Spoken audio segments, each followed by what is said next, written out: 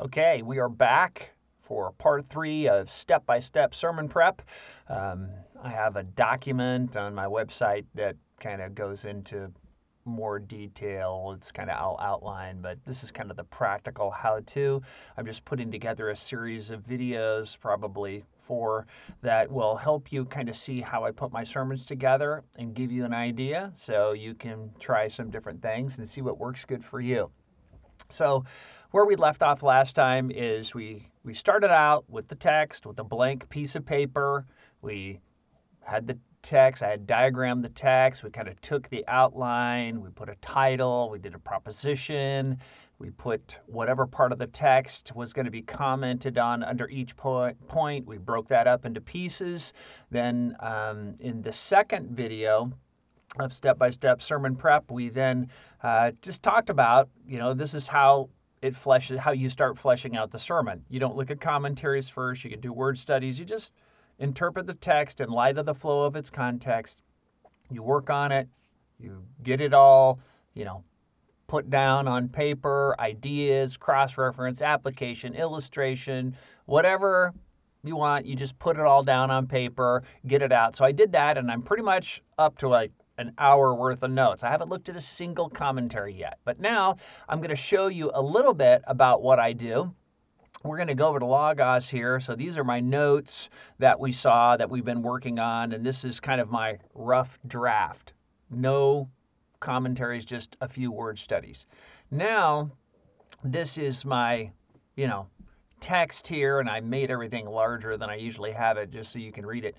But I have my passage guide here, and my passage guide here, I just put in the text, Revelation 7:14, and it pulls up all my commentaries, and I've prioritized some of the commentaries so that the ones that I like the best that use a literal, historical, grammatical, contextual method of interpretation, those are the ones I like at the top.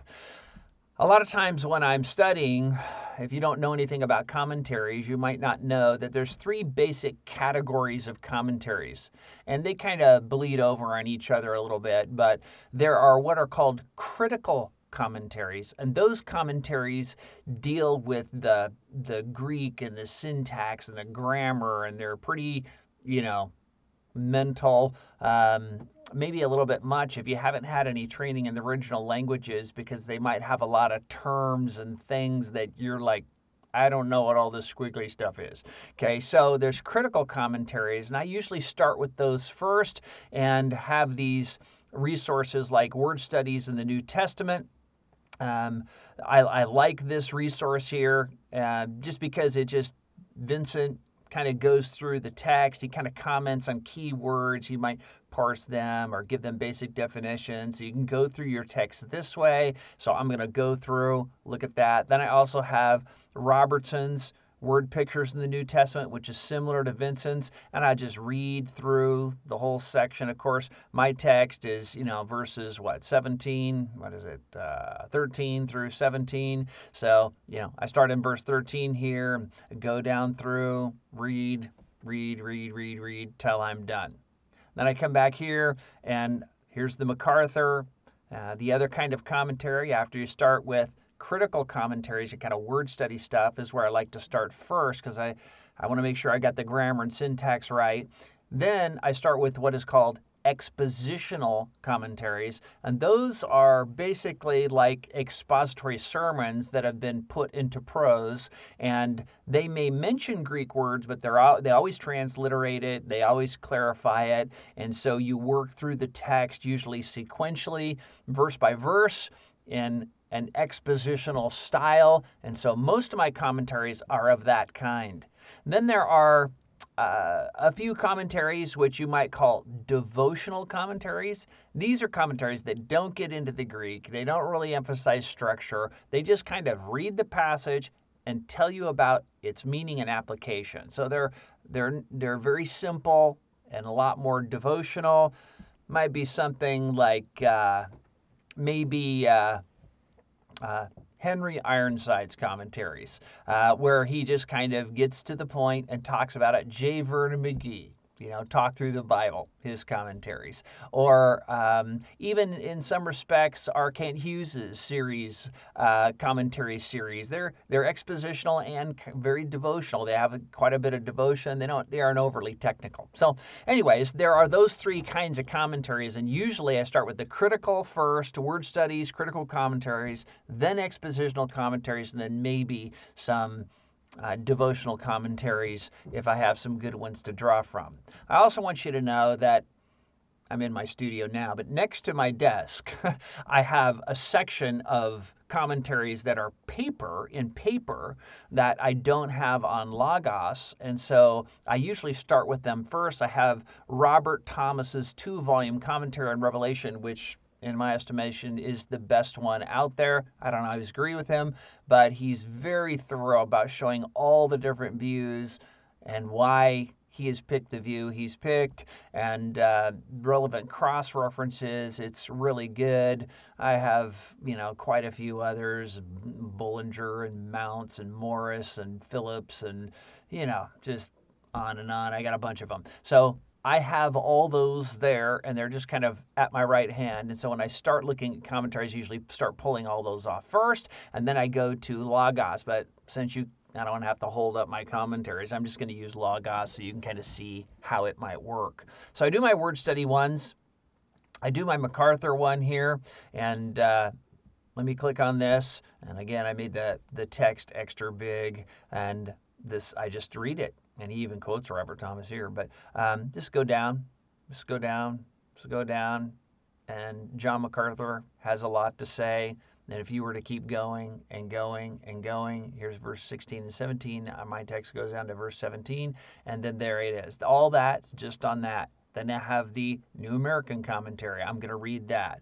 I have the Tyndale commentaries, 2 different versions. I have Worsby's commentaries. I have Cornerstone commentaries, etc. So I'm going to go through these initial ones. I might scroll through and see if there are any other ones that I want to look at, which use a literal, historical, grammatical method of interpretation, but I kind of put these up front because they do. And as I read these, I want to, if I get a good cross-reference or I get a good idea or an interpretation that seems better than what I came up with just off the top of my head, I'm going to go to my notes and I'm going to add, I'm going to refine. I might put a quote in, I might add a cross-reference, I might do whatever. And what that does is by the time I get through my commentaries, which usually takes me maybe 3 hours, something like that, my sermon right now is almost at 18 pages here, is usually beyond that. It's maybe an hour and 15, hour and 20 minutes worth of sermon notes. It's way too big. You can ask my wife, and she will tell you pretty much every single day. I tell her right before on Saturday, I got way too much material. It's just, there's just so much in God's Word. It's so deep. It's so wonderful that it's just, So I put all the commentaries in there. Then what I do, I go back and I start refining, which we will cover. So what I'm going to do is stop the video here. I'm going to come back after I go through all my commentaries and put in whatever I'm going to put in. Sometimes I don't put much. Sometimes I put in quite a bit. Sometimes I alter my interpretation a lot. I think, man, everybody saw this and I didn't. That rarely happens. Usually I see a lot of things they didn't. But here it is. That's where I'm at. I'm going to stop here after I look at my commentaries and put in whatever I'm going to put. I'm going to do that. I'll probably refine it and then record the latter part of this video so you can kind of see before, and I just kind of showed you from Logos, how I start looking at commentaries and reading them to see what I can find. And then once I get that done, I will come back and show you how my notes look at that point. And then I may do one more video where I talk about refining and my color code system and whatever, if you're interested in that. So for now, keep in the Word, and we'll see you after I get through with reading my commentaries. Okay, well, we're going to quickly just kind of go over what I have now and previously I just showed you how I looked at commentaries, and so I'm going to show you a little bit about what my sermon notes are looking like now. So I did that. I read a whole bunch of commentaries, my paper ones that I have on my shelf to my right hand, because I don't have them in Logos, so I read those, and then I read the ones I have in Logos so that I kind of get, good intel, good cross-references, maybe a few quotes, whatever. So I'm just going to show you some of that right now. These are my notes in Word, and again, these pages are formatted to their custom page size that fit an iPad Pro. I do them this way because I preach from an iPad, and once I'm done with my whole sermon, then I convert it to a PDF file, and then I bring that PDF file into PDF Expert is the app I use, and I preach from PDF Expert. It makes it really good. It tells me where I'm at, the pages. It's super stable, and I really love that. But that's a whole nother thing. Here we are. I wrote my introduction, and basically the introduction is about, not worrying. God's going to take care of us, not only in this life, but in the life to come. And so that is kind of the emphasis of the opening statement that I make. For the scripture reading that I have right before the sermon, I'm going to do Matthew 6:25-34, which is, I also mentioned in the text, but it's just about, not being anxious, because God knows what we need, and we can't help ourselves by being anxious. And do not worry about tomorrow, for each day has enough trouble of its own, and seek first the kingdom and his righteousness, and all these things will be added to you. So that's true in this life, and that's even more so in the life to come, as the text that we're studying indicates. So I have my opening statement, which matches the main thrust or point of the sermon, and then I have a little bit of background and context right here.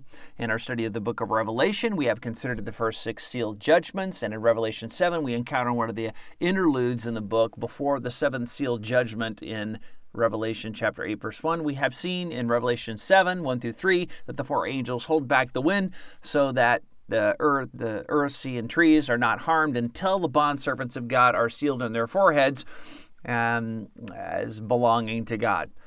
Then in Revelation 7, 4-12, we learn about how many will be sealed. The 144,000, where they come from, 12,000 from each of the 12 tribes. In our text for this evening, we will learn about those clothed in white robes, where they come from, and God's care for them. So that is my background, just a little bit. The people in my congregation know. They've been here. They've been following the series. So I just need to give them a little bit. If it was a beginning of a book or something, I might spend half the sermon or something. Then I read the text. Then I have, after I read the text, I pray, my proposition, my first main point, and here it is. And if you look here and you were to compare this with before, you'll see I have extra cross-references that I've gleaned from commentaries. Let me just look through here and see if I can find anything. I kind of do a little mini systematic theology here. I have some practical application from the first point here. I talk about the identity of those in white, and here's a MacArthur quote. It's kind of straddling 2 pages because I haven't edited anything. I could probably fix that by doing that. Anyways, there we go. It's not an orphan anymore, but there it is. John MacArthur quote. I put that in there. Let's see what else we've got here. These are just things, spacing and all that stuff. I'm just going to have to deal with this as I do it, but I want you to just see that I have cross-references now. I'm putting in different colors for different things. These are all scriptures that I may or may not be able to quote. I don't know. I might have to cut them out. Here's where I'm going to put my gospel presentation, but I kind of have to go through it and refine it first and see how big I can make it. Here's this here, Matthew 25, what I read in the scripture reading, and just some of the summary. I might just leave out the reading of the text and only include the exhortation since I read it earlier in the scripture reading. Here's Psalm 37:25. I have not seen the righteous forsaken or his descendants begging bread. And kind of the concluding that God promises to care for us in this life, and he promises to spread his tabernacle over you to care for you in the life to come forever. Believe it. Okay, so here's the third category, and I use this statement about God's tabernacle because that is developed. So it's kind of the bridge, the last point, sub point in the second point, but the first in the third point. So I'm using it as a bridge, and they will no longer hunger, they will no longer be not thirst anymore. And I just go through each of these points, give a simple example, maybe some scriptures. God is, Psalm 23, the great shepherd, because it says he will shepherd them and he will lead them the water of life. I could talk about John 4 and Jesus being the living water. So I just go down there, all these things. Notice I've got 22 pages of notes, which is about an hour and 15, hour and 20 minute sermon. It's too big. This happens every week. Sometimes it's so big I just cut the sermon in two and make it bigger because it's just so giant. So I haven't really refined it on purpose. Usually I do a little refining along the way, but I'm trying to do it a little bit more mechanically so you can kind of see what happens. But this right here is just a very rough draft. Now I have all the intel from reading my commentaries in there. I need to smooth things out. I need to make things more concise. I might have to cut out a few cross-references, make them more succinct. All of these things I'll have to do. And I just need to figure it out and get it chopped down. And then I'll probably insert my gospel presentation in there where it fits in well, and then I'll refine it again, and then maybe again until it's at the right size, because it's always too big. God's word is so deep and it's so amazing. So that's what I'm going to do now. I'm going to shut down here, and the next time we come back, you're going to see more of a finished product, kind of what the end product looks like, and I'll talk to you a little bit about how I, use my iPad and stuff like that. I'm not going to get into that aspect a lot, but I want you to see a little bit of it so that you can kind of understand why I do my pages like this, have my font like this, etc. So hope that helps. And in the next video number 3, we'll learn a little bit more about step-by-step sermon prep. Okay, we are back, and it's Monday morning. And so what I did from when I just got through stopping the video is we started going through some commentaries, and then I just said I'm going to do that. So I did. I read through all my paper commentaries and a whole bunch of ones from Logos. I inserted good cross-references, a few good insights, a couple little quotes, things like that. I'm going to show you here in just a second. And so my goal is to show you kind of my finished sermon notes.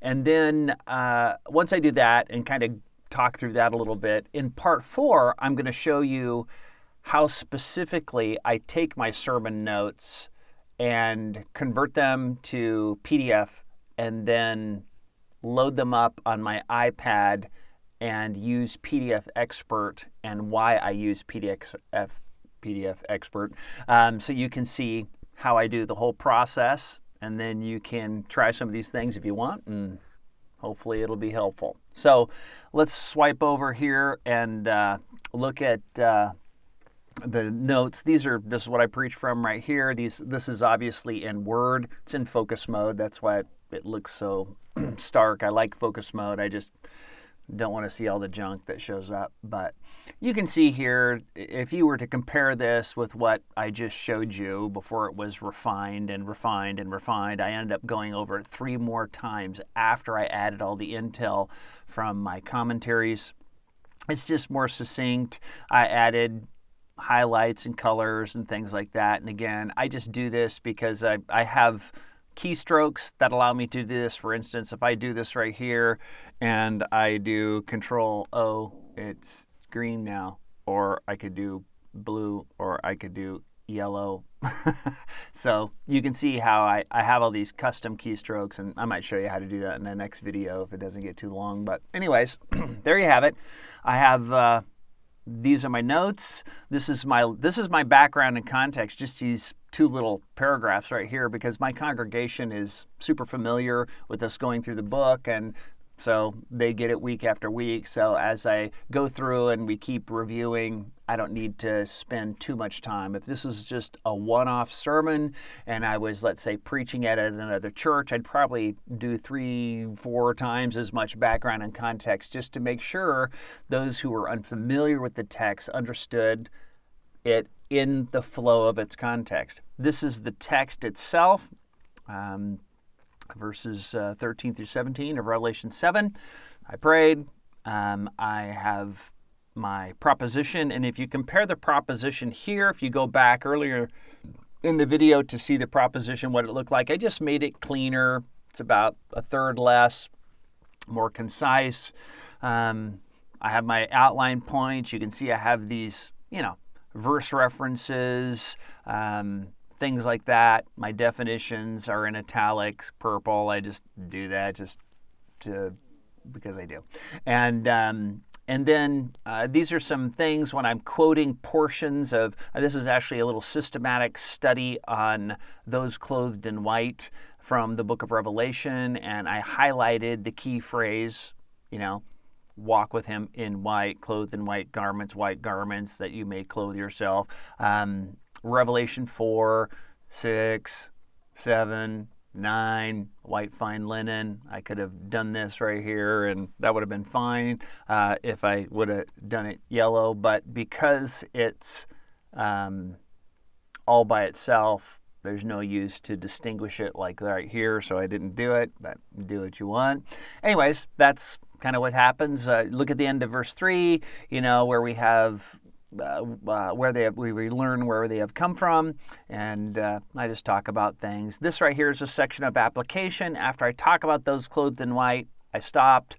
I took some time to meditate and thought to myself, okay, what does the saints clothed in white before the throne teach us? Like, what practical encouragement or help or can we get from this? And I just came up with these here. We can be encouraged. God knows those who are his. We learn that God never forsakes his own, regardless of what a believer's life may be like. Remember, those who are in heaven are there because they died for the faith. Eternal glory awaits them, for though we are great sinners, we will be sinless and holy before in heaven. We talk about clothed in white. 5, because we read that the saints who have died are clothed in white, it tells us they are not invisible spirits. This is kind of something interesting. We've developed this a little bit for in the series, but a lot of people think of, when we get to heaven, we're just going to be these kind of like Hollywood ghosts, kind of this mist or whatever. But when you think about it, they are standing before the throne. They are wearing white robes. And so, granted, they don't have their glorified bodies yet, but they seem to have some sort of heavenly form, some sort of luminous body of some sort. And these are the arguments. 1, they have location. They're before the throne. They have substance. They wear a white robe. They have human features because they are standing, and they cry out with a loud voice. And then I use Elijah and Moses, the Mount of Transfiguration, where they looked like people, and they were clothed in prophets' garments, and there they were. So I don't think when somebody dies that they're just an invisible mist because of these reasons. Anyways, I went that. I also used the prophet Samuel when God raised him from the dead in the incident of the witch of Endor, and he looked like a prophet and talked to Saul. So he wasn't some invisible mist. Anyways, know the identity of those in white. Just go through the text. You can see how I'm just kind of working through the text here. I talk about this little deal here, whether Revelation 7 is, referring to the eternal state And if it is, it's kind of out of sequence because it appears as an interlude between the sixth and seventh seal, which happens in the first half of the tribulation. But you have to deal with the whole phrase of the Great Tribulation. They have come out of the Great Tribulation. And a lot of people think of Great Tribulation as the last 3.5 years. Why? Because that's how Jesus referred to it in Matthew 24:21. He said, after the abomination of desolation, Matthew 24:15, there will be great tribulation. We know the abomination of desolation from Daniel 9:27 happens in the middle of the week. And so I talk about how, yes, Jesus uses a great tribulation without the definite article, the, and whenever it's what is called anarthrous or without the article, it means having the quality or essence of. So it's emphasizing the quality and severity of the last 3.5 years of the tribulation.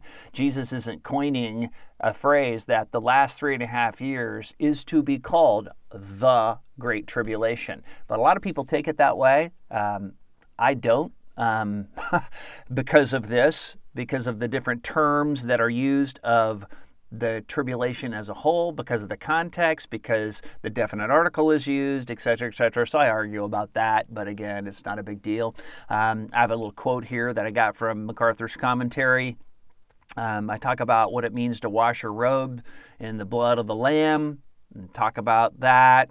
Have some quotes, quote a classic Baptist hymn, power in the blood. Just kind of took some of the phrases out of there in the refrain. I didn't quote the whole thing. I just kind of condensed it and just did all the questions and did the refrain. Verse 15, I talk about that. I ask a rhetorical question here. Whenever I ask rhetorical questions or give definitions, they're always in purple italics, just how I do it. If I do monologues, they're also in perfect purple italics, so I can just see these here. You can just see how it is as I go through, work through the text. Here's another little systematic study here of what it means for God to dwell or tabernacle among his people, and so I kind of go through that. I talk about that. Then I get to the third point, marvel at God's care for those. And I kind of use the end of verse 15, he who sits on the throne will spread his tabernacle over them, as a bridge both to end the second point and to begin the third point, because the third point expands upon all the ways God cares for the saints once they get into heaven. And so you can look here and see these different things. I just talked about it. I talked about God's care and went through each of the points. I talked about Psalm 23 because it talks about Jesus being the great shepherd. So I talked about that. Encourage people with that. Springs of water, which is kind of an allusion to John 4, where Jesus tells the Samaritan woman, and if you knew who I was, you would ask me and I would give you living water, which if a man receives, it will spring up to eternal life. So I talk about that in relationship to the springs of the water of life. Anyways, we go on. I talk about how 6 of the 7 ways God is described as caring for the saints all come from a prophecy in Isaiah 49:10. I mean, if you just read it, they're all there. I've got them all highlighted. It's pretty amazing. Look at the end of verse 17. I'm coming to the end here at the specifics, the last thing of how God does that. He wipes every tear from their eyes. I talk about this. Talk about, people often think that because when God wipes every tear from their eyes, it means he wipes every memory from their brains, and I don't think that's true for various reasons, but Luke 16 would be an example, as the rich man recognizes Lazarus and Abraham, and they speak of together of lives, lived on earth. And the rich man wants Abraham to send Lazarus to warn his brother, so his mind hasn't been erased. Our text says God will wipe every tear from their eyes, not from their memory, and surely we will remember our sins, our failures, our hardships. But why is that? Because we will see how God used every one of those for our good and his glory, as Romans 8:28 predicts. And Mount says this, which was really encouraging, that our tears tears that we cry are not tears of grief over failures or a life not lived enough for the glory of God. They are tears of joy, because though we have not lived lives worthy of being in heaven, we are in heaven with the Lamb. So they're basically, he's going to wipe all our tears, our constant crying for our amazing blessing of being before the throne from our eyes. And so that's how he describes it, which I think is pretty encouraging. I recite the text again. I kind of go through here, kind of transport people to heaven, see yourself standing among the angels, the elders, whatever. I talk about encouragement. I read this really encouraging quote from Spurgeon, who's commenting on 1 Peter 5:7, and it's just a super encouraging quote about God's care for those who are his, which relates exactly to the thrust and theme of the sermon as a whole. And then I pray and close shop. So that's what I did. So you can kind of see the end product. These are my notes. Now, I just want to make a few comments and we'll close shop here. Why do I do a full manuscript? Well, when I started out, I didn't. For several years, I didn't. I did probably what you would call a detailed outline, maybe a couple pages with some, kind of condensed illustration, blue truck, and, do this, and maybe a little comment, maybe a little quote or something. And so I kind of did more freestyle. I did more, didn't manuscript it. I had a really good eye contact because there wasn't a lot there on the page, just some reminders and quotes and maybe key cross references. And that's what I did. And it worked fine, but this is what I didn't like about it. I didn't like it because several months later, not even especially years later, I had no idea what I studied. I lost the fruits of all my study. It was gone. My brain isn't that good. It's small. It's like a little pea rolling around in a tanker truck. I couldn't remember. When it said blue truck, I had no idea what that meant. I'd have to go listen to my sermon to go, oh yeah. I didn't do that. So then I started doing mostly manuscript just to try and capture some of the things in my study. And about that time, this is, I'd been in the ministry for 6 years, preaching for about 6 years. I started at Westminster getting my doctorate in expository preaching. And then they made us do things like preach with no notes, 6 sermons. So we did that. Preach 6 sermons with only an outline on a 3x5 card or a Scotch sticky. Preach, sermons with a detailed outline, which is what I've been doing. And then a little bit more detailed outline, which I was also doing, and then with a full manuscript, which I never did before. So then I started pounding them out. And when I got to the end, after I'd tried all those different ways, I thought, you know what? The full manuscript is the way to go, because I preserve all my thoughts, and if I ever need to preach this again, they're all there. And though I may change the title and the emphasis of the application or whatever, depending on, whoever I'm preaching to, at least the structure, the word studies, key quotes, cross-references are all there. They're all preserved. I can turn them into a book. I can import them into a Bible study or whatever. They're all there. So I started doing that. Now, when you have a full manuscript, you can be tempted to read the whole thing. And this is what I've discovered, and I've taken classes about eye contact and read all sorts of stuff about the value of eye contact. And no doubt, eye contact is good. But what a lot of people don't realize is think of all the sermons and podcasts that have blessed you when you didn't have eye contact. And consider that in a lot of the early churches, especially the congregational churches like at Edwards times, they had what are called pig pen pews. They're basically like rectangles with a little gate in them, and there's pews all around there, and families would give their pew rents to have one for their family, and they would sit in the pew. And 2/3 of the seats weren't even facing the pulpit. A lot of times the gate was facing away, so everybody was facing towards each other, and no one was actually looking at the preacher. Why? Because it was a listening affair. It wasn't a looking affair. Now, having said that, there is power in being able to look at people. You can wake people up in the back row of a big church if you just stare at them and point at them and speak at them. They're just going to pop up. I get it. It is one of the ways to engage in people. But this is what I've discovered. When I manuscript and I stick closer to my notes, my sermons are more accurate. They're proportioned better. I don't miss things. I can add quotes. I have specific rather than general cross-references because, I'm not like H.B. Charles who can, take a shiny new Bible, open it up and preach, memorize basically a whole sermon. He's been doing it since he was young. I can't do that. I just don't have it. I have to say things like Paul said in Corinthians, 1 Corinthians, I think. I just don't remember all of this cross-references. I can say, yeah, it's kind of like what Calvin said, and then kind of mumble through it. I'd rather just say Calvin said and quote it exactly.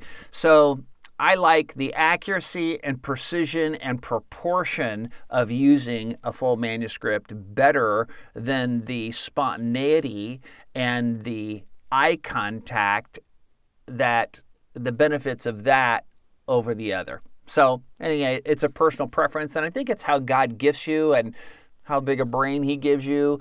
Even if you're one of those guys who doesn't use notes, some guys do a full manuscript and then they preach with no notes, and that's fine too. But even if you're one of those guys who does that, if you were to come to some of the conferences that I preach at, or some of the places I've gone, like I've gone to churches and they've asked me to preach 8 times. Twice Friday night, 4 times Saturday, and twice on Sunday. Now, if you're one of those people who wants to stick everything in your head and then just do it that way, that's very difficult. That eats your lunch. Usually most of the guys who are good at one sermon and do a good job at an expository sermon without notes can do one. And then if they want them to preach again, they got to have time to get everything sorted out and review and review and review so that they can do it again. But I've been at so many conferences where I've been asked to preach 6 to 8 times that I could never do it without a full manuscript. I just can't keep that much information fresh in my head. I've also been asked at unexpected times, on the spot, hey, we're having a church potluck here. People are going to be eating. How about you eat first and preach on marriage? Why people are eating. I'll just let them know. So you can just eat, and as soon as you're ready, you can go up there and start preaching. It's like, okay. And thankfully, I have, an iPad, and I always get one with cell phone feature on it so I can access my Dropbox account, so I can pull up some notes, and I just pulled them up, and I just went into the pulpit without reviewing. I just didn't have time, and I preached. So I was glad for that. I was glad for the full manuscript. And as I was preaching, things started coming back, and it was a little more ad lib because I, had to look at stuff that I preached at a marriage conference or something. I just kind of skip over stuff as I went. But anyways, it worked fine. So these are some of the advantages of a manuscript. And again, I'm not dissing anybody who doesn't do this, but for me, this is why I do a full manuscript. Okay, so we're going to stop here. I'm going to do a 4th part where I actually show you specifically how I take a document like this in Word, how I convert it into a PDF, how I then bring that PDF up in PDF Expert, and then how I take that information and put it on my iPad and preach it, and a little bit about PDF Expert. So I think I'll do that. I might even show you a little bit how I do my macros and all the coloring stuff. Some people might be interested in that. They probably will be, but not everybody. Anyways, there you go. I hope that was helpful. Hope you get to see kind of the whole thing from beginning to the end. This was a super encouraging text too. Oh, and by the way, you can go on our website, anchorbiblechurch.org, and or our app. We have an Anchor Bible Church app. It's kind of a light khaki green logo of Anchor, I think it is. And you can go there and actually listen to this sermon. So you can see how I put it together, and you can hear me preach. If you go in the app and you want to just do audio, it'll bring up a video, and then there'll be 3 little dots in the bottom. If you click that, it says switch to audio, and you can then stick it in your pocket and listen if you want or whatever. So there you have it. I hope this is helpful. We're going to be back to part 4, talk about some of the more technical aspects of what you do in preparation to preach as far as your notes, PDF, a PDF reader, as opposed to just opening them up. I'll probably show you both so you can kind of see how they both work and the advantages of both. But anyways, that's what we'll do in the next video. Hope this was helpful. And until next time, stay in the Word. Stay in the Word. DrivenNails.com is a user-supported ministry.